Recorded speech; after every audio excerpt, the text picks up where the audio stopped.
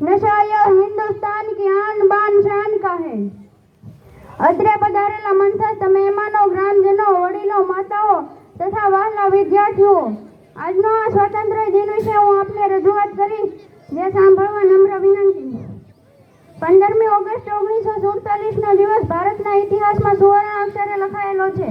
આ દિવસે એક મોટા લોકશાહી દેશ તરીકે આપણો દેશ સ્વતંત્ર થયો।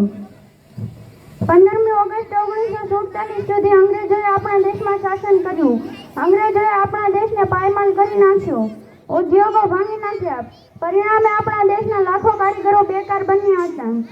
અંગ્રેજોના જોર ગુલામથી ભારતની પ્રજા ત્રાસી ગઈ હતી।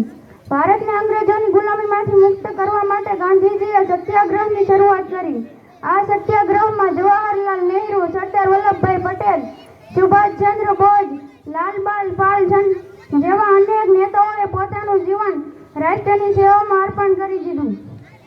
ઘણા યુવાનોએ સુભાષચંદ્ર બોઝ, લાલબાલ પાલ, ચંદ્રશેખર આઝાદ, વીર ભગતસિંહ, વીર સાવરકર, પ્રફુલ્લ સાખી જેવા અનેક નવલોહિયા યુવાનોએ પોતાનું બલિદાન આપ્યું, જેમણે હસતા હસતા ગોળીઓ ખાધી, ફાંસીના માછડે ચડી ગયા।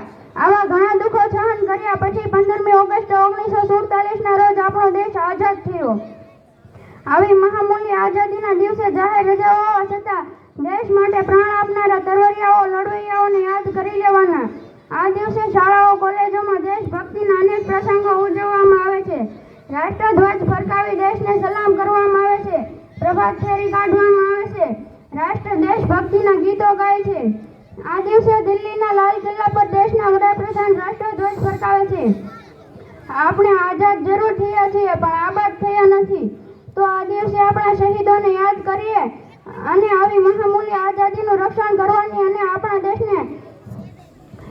દેશને આબાદ કરવાની પ્રતિજ્ઞા લઈએ। અસ્તુ વંદે માતરમ। ભારત માતા કી જય।